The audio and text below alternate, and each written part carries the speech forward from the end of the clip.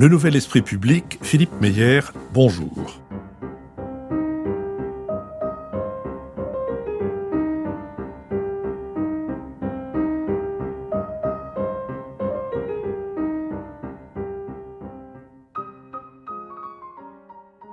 Bonjour, merci de nous avoir rejoints pour ce nouveau Bada de la série. Si c'est pour la culture, on a déjà donné. Bada au cours duquel je reçois pour la 3e fois Fabrice Friss, président directeur général de l'AFP. Fabrice Friss, bonjour. Bonjour. Nous avons abordé un certain nombre de sujets dans les 2 premières conversations. Il m'en reste dans un désordre que les auditeurs ont l'habitude de pardonner, donc j'espère que cette habitude leur restera. Il m'en reste un certain nombre d'autres. Nous nous sommes quittés la dernière fois sur la répartition géographique des journalistes de l'agence France Presse. Et moi j'ai une question sur En France. Combien sont-ils, où sont-ils, que font-ils ? Nous avons à peu près 800 journalistes en France, donc sur les 1700 c'est beaucoup, mais ça s'explique par le fait qu'on a beaucoup de fonctions d'édition en France, qui travaillent pour l'ensemble du réseau. Puisqu'une dépêche AFP, vous expliquez, expliquez l'édition, une dépêche AFP ne peut sortir que s'il a été validé au moins 2 fois. Validé, c'est-à-dire on vérifie que c'est bien écrit, que c'est bien hiérarchisé, bien sourcé, bien contextualisé, etc. Et donc, vous avez ce qu'on appelle des desks dont c'est le travail. Et donc, la dépêche, généralement, est visée d'abord par le chef du bureau local. Alors, ça peut être, si c'est en France, ça peut être le bureau de Marseille, par exemple. Et puis ensuite par le desk. Voilà. Donc c'est ce qui explique qu'il y ait un gros volume de journalistes en France, mais c'est comme vous le voyez, c'est un peu biaisé. D'accord. Donc il couvre la politique, l'économie, la culture, le sport.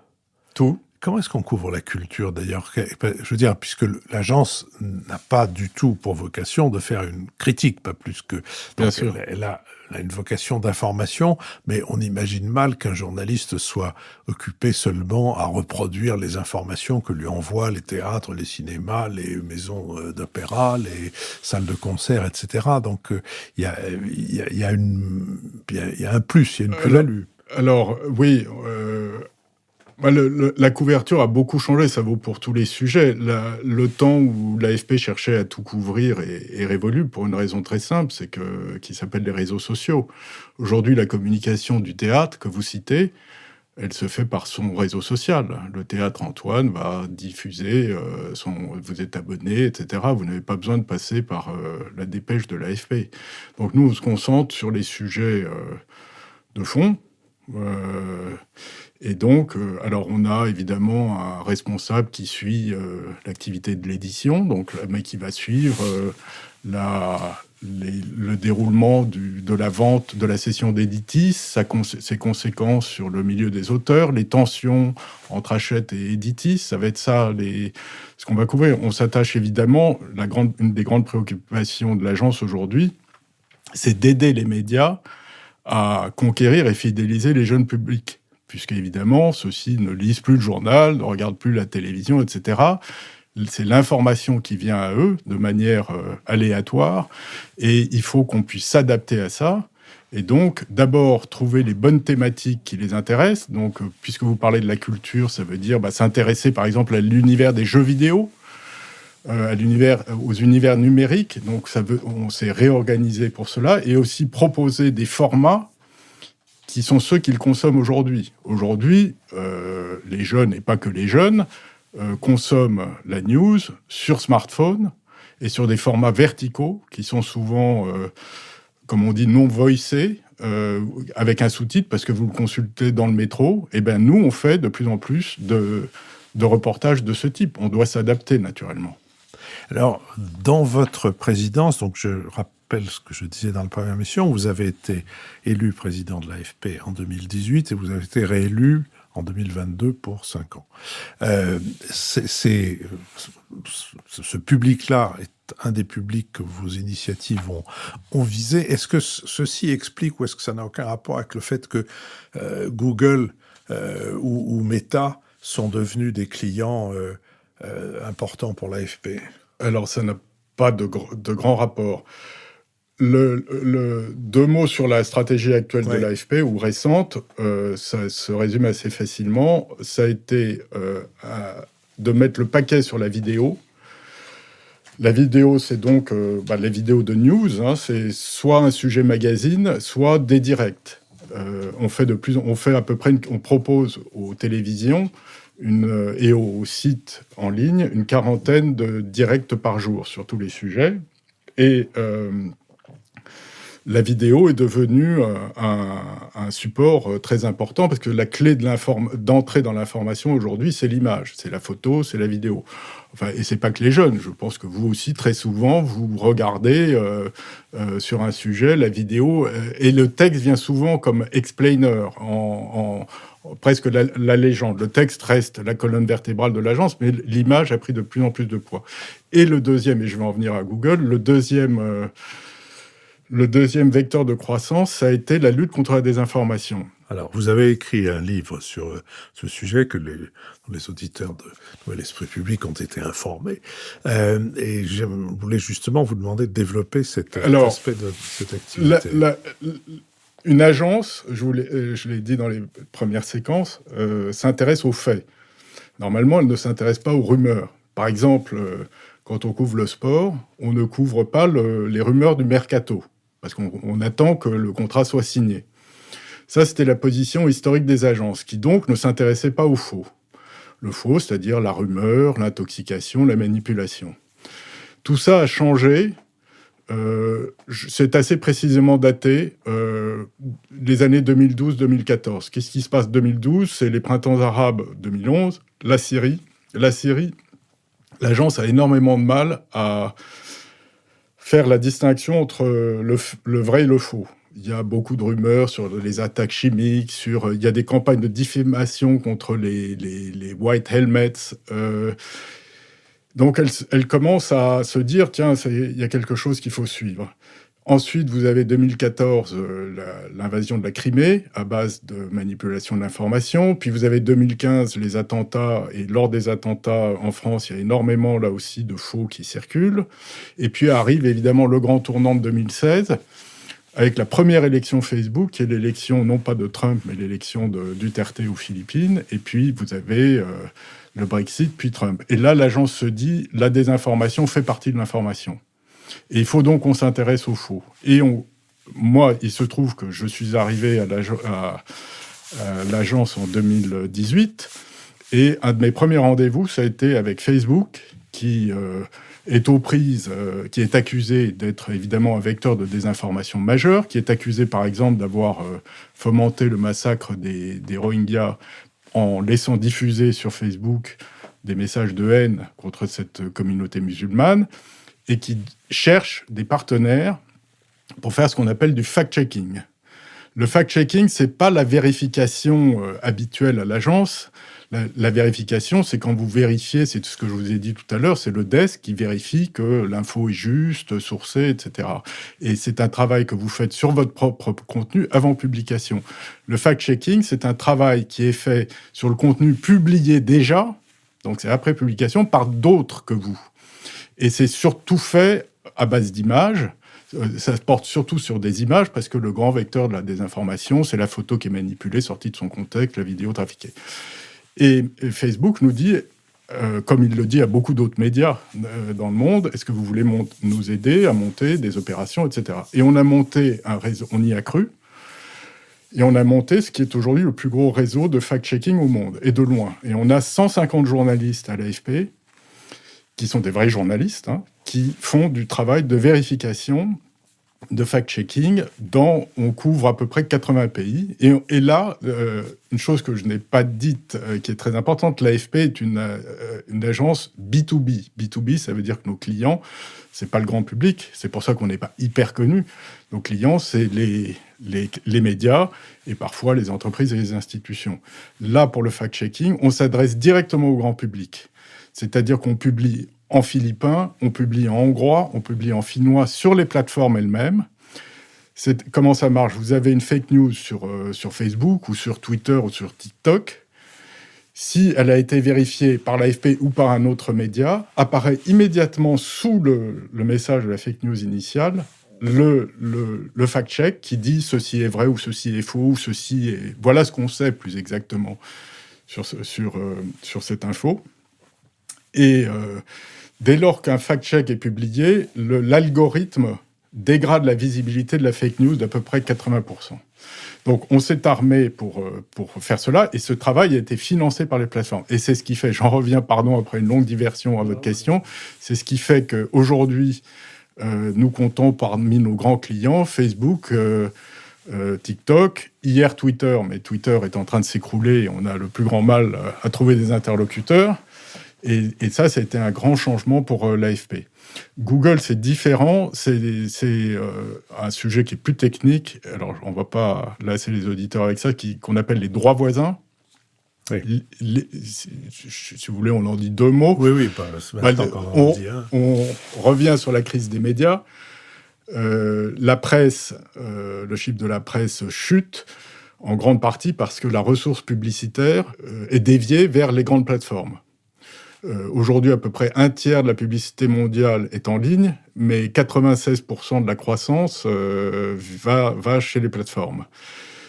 Et on arrive au paradoxe que ce sont les plateformes, c'est-à-dire Google, Facebook, etc., qui captent un revenu réalisé à partir d'une information qu'ils ne produisent pas, puisqu'ils n'ont pas de journalistes chez eux. Donc c'est comme si c'est en gros celui qui relaye l'information qui touche le revenu plutôt que celui qui le produit. Donc, l'Europe vote une directive droit voisin qui vise à forcer les plateformes à rémunérer les éditeurs de presse et les agences. Et nous avons signé un accord en ce sens. C'est une espèce d'accord de repartage de revenus, de partage de la valeur assez modeste, il faut bien le dire, mais qui a le mérite d'exister. Et c'est ce qui fait que Google, en effet, est aussi devenu un grand client de l'agence. Alors, il y a deux sujets au moins que j'aimerais aborder avant que nous ne nous quittions. Le premier, c'est l'activité en temps de guerre. L'Ukraine en ce moment, ou en temps de soulèvement social, on peut penser à l'Iran. Et l'autre, c'est sur la manière dont on couvre les problèmes liés au réchauffement climatique. Donc, commençons par l'activité en temps et en lieu de guerre. Alors, prenons l'exemple de l'Ukraine. Nous avons, de manière permanente depuis le début du conflit, 35 personnes réparties sur à peu près 6 sites en Ukraine qui font du reportage de terrain. Nous avons une deuxième ligne qui est à Varsovie, où vous trouvez des journalistes qui, eux, feront davantage les papiers de fond, les papiers d'angle. Et puis, on a encore les bases arrières à Londres, à Paris, etc., qui font notamment du fact-checking. Puisqu'on a parlé du fact-checking, des grandes nouveautés, évidemment, dans ces guerres, c'est le poids de la désinformation. Et les équipes de fact-checking travaillent main dans la main avec les équipes de reportage de terrain. Un exemple à Boutcha, c'est une équipe de l'AFP qui entre la première et montre les images de Boutcha, et qui très vite se dit... Les Russes vont dire que c'est une mise en scène. Et très vite, les journalistes sur place documentent la scène, vont expliquer que les cadavres qui sont sur place ne sont pas des acteurs, mais ont une vie familiale et retracent leur histoire. Et dans les bureaux, ceux qui font ce qu'on appelle du journalisme assis, à Londres, à Paris, etc., les fact-checkers démontrent tout le narratif russe qui dit que c'est une mise en scène. Ils utilisent des images satellites pour montrer que les cadavres étaient là depuis longtemps, ils n'ont pas été amenés le matin même de la prise de vue, ou que telle main qui bouge sur l'image et qui permet aux Russes de dire que c'est une mise en scène et que le cadavre est un acteur bel et bien vivant, c'est un effet d'optique, etc. Voilà, donc ça, c'est une des nouveautés. Sur l'Ukraine, les choses nouvelles, c'est d'abord, il y a énormément de journalistes sur le terrain. C'est une guerre il y a, je crois, à peu près 3000 journalistes, donc c'est une guerre extrêmement couverte. C'est une guerre de proximité. C'est une guerre symétrique. Ça, c'est très nouveau parce que je veux dire par là que les deux camps ont à peu près les mêmes forces, alors que ces dernières années, les journalistes étaient habitués à être c'était des guerres asymétriques où il y avait clairement un camp plus fort que l'autre.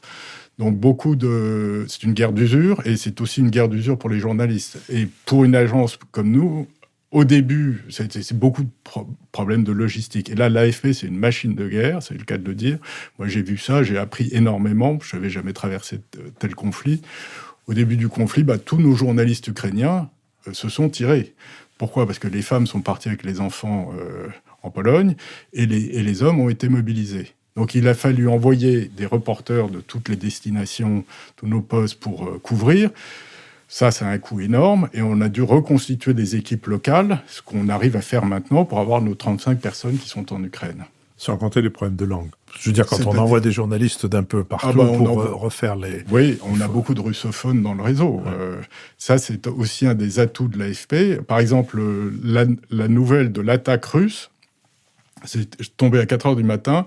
C'est un russophone du bureau de Sydney qui l'a donné. On a été les premiers à donner l'alerte grâce à ça. On est organisé par fuseau horaire. Donc, le relais... Il n'y a plus de travail de nuit à l'AFP.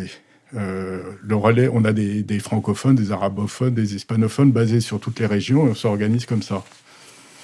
Donc ça, c'est pour les terrains de guerre. Et maintenant, pour ce qui est lié au changement climatique. Le climat, on en fait évidemment une grande priorité de couverture. On a une vingtaine de journalistes à Paris qui suivent cette problématique. Alors, de manière, pour vous montrer combien c'est important, on a réorganisé la rédaction. On n'a plus de secteur économie à l'AFP. Plus exactement, on a une équipe qui suit la macroéconomie, les finances publiques, etc., qui suit encore les banques et un certain nombre d'activités de services. Mais les grandes industries, les grands secteurs économiques consommateurs d'effets de serre, générateurs d'effets de serre, l'énergie, le bâtiment, l'industrie, l'agriculture, les transports, sont couverts par un pôle qu'on appelle Avenir de la planète. Donc, il y a une espèce de prisme. Donc, ça, c'est vraiment on a un choix éditorial. On présente cette info, cette actualité de Vinci ou de Siemens ou d'Alstom par l'angle de la planète. Donc, c'est vous dire la priorité qu'on y donne. Là, le grand défi, c'est d'arriver à trouver les bons formats. Alors, on fait là beaucoup de vidéos, beaucoup d'infographies aussi pour montrer beaucoup d'histoires de terrain.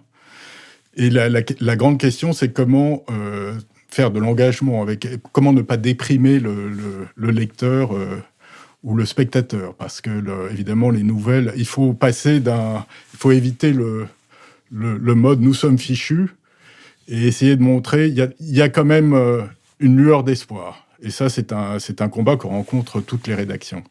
Qui toutes, aujourd'hui, on a sorti la rubrique environnement de la case des spécialistes. Tous les journalistes maison et tout le management a été formé à ces problématiques.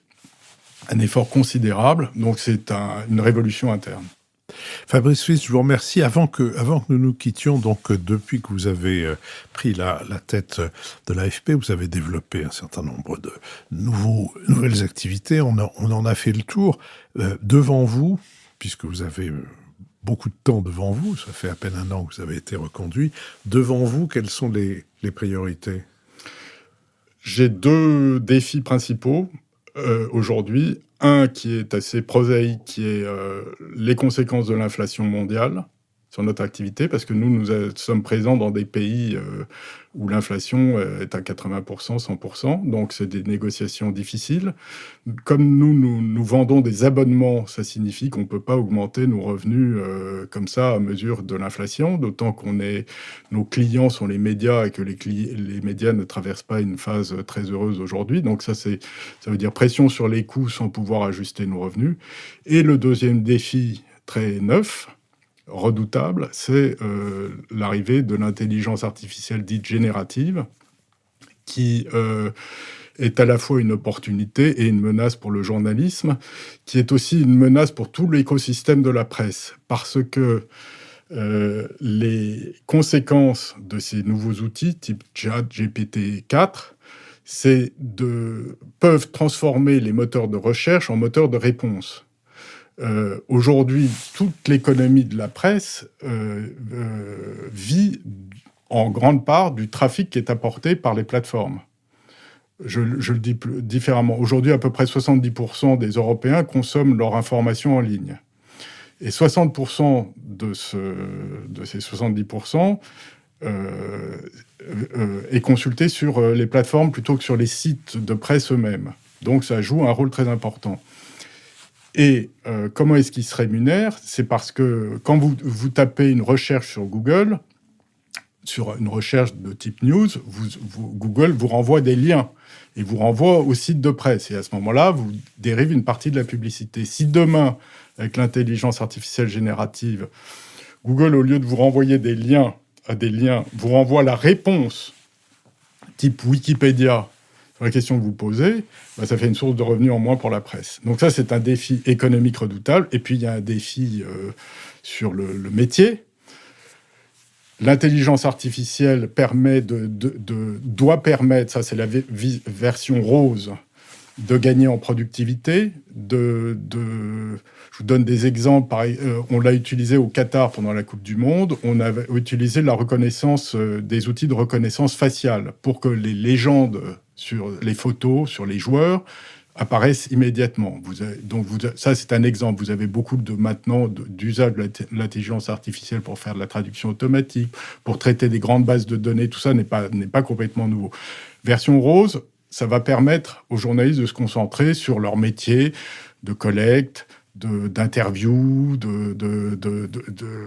les tâches les plus nobles du journaliste. La version noire, c'est celle où le métier se voit progressivement substitué par ces robots. Vous avez eu des annonces assez spectaculaires, dont celle du groupe Axel Springer, qui a dit vouloir remplacer 30% de sa base de journalistes. Alors ça touche évidemment un certain nombre de fonctions journalistiques qui ne sont pas les plus nobles du métier, mais ça peut s'étendre. Oui. Donc comment faire face à ça ? Ça, c'est le grand sujet du moment qui anime toutes les conférences médias partout dans le monde. Fabrice Friess, je vous remercie. Les références de votre livre seront sur l'annonce de ces 3 conversations que nous avons eues ensemble.